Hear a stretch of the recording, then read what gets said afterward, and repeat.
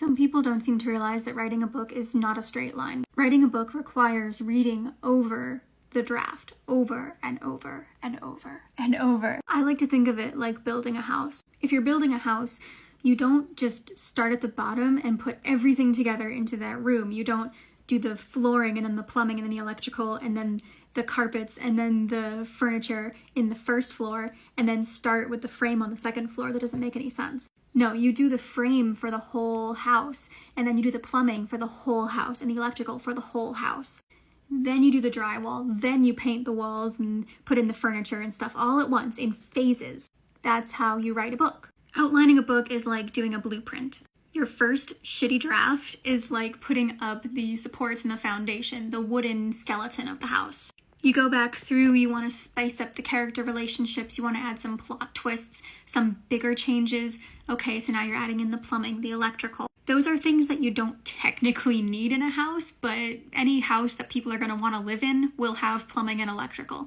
And same with your book. Any book people are going to want to read will have those kinds of things, the twists and the character development, the relationships, whatever. Now, not every house has amenities like a heated floor or a garbage disposal, so you may not need all this fancy stuff in your book as well. You may not need a plot twist or a redemption arc, but you might want them, or you might want something else. But regardless, you need some stuff. So anyway, that comes in a next phase. And so on and so forth, you make it pretty, whatever. Drywall, painting the wall, that's going to be stuff like the sentence level stuff, adding in metaphors and imagery, spicing up those descriptions. By the way, I use spice to mean like making it cool and interesting and pretty. I realize that spice has like a different connotation in a lot of the book world. That's not really how I use it. I use it like seasoning, cooking, adding spices, right? Like you can eat an unseasoned chicken breast with like white rice, but don't do that. Like at least add a little seasoning, right? Some spice. Okay, anyway, so once you have the house actually built, the next step is to move in the furniture and clean up a little bit. And this is like spelling and grammar. So you, like I see people, they write a first draft and then they jump right to spelling and grammar. That's like putting up the wooden skeleton of a house and then moving in a couch and a TV. You're not there yet, honey. And then finally, after you've kind of gone through for the spelling and the grammar, you've got the furniture in the house. Then you just go through, you clean it, you polish it, you get ready for your housewarming.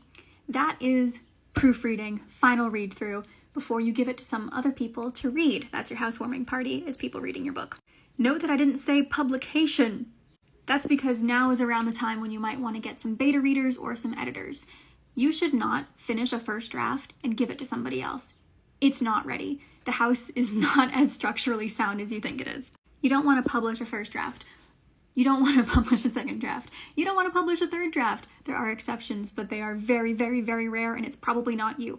Instead, you want to give those drafts a nice look over. Make sure that your house looks like a damn house.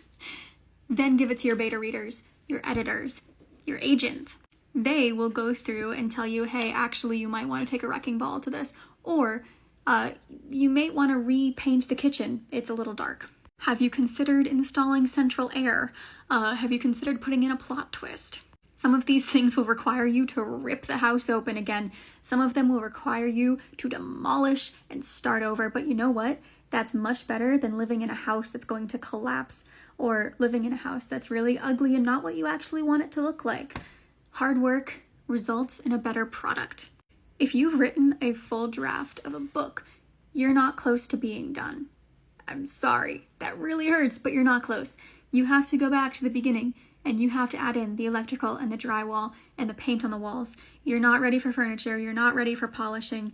You're a far ways off from being ready.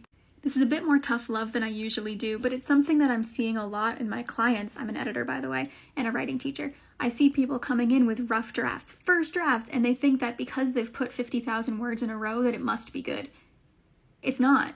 It looks like a house, and it might even feel like a house, but it's not yet a house. And look, there's exceptions to every rule, but for this one, do not assume that you're the exception. That's what everyone is doing. Don't assume you're the exception. Assume that you're building the kind of house that takes time and effort, that needs plumbing, that needs paint on the walls before you can sweep before you can put in a couch. You need to go step by step, or it won't be a house anyone wants to live in. So that's my architecture metaphor. I hope it helps you. Happy writing. Put in the effort. It will be worth it, and you'll have people moving in before you know it.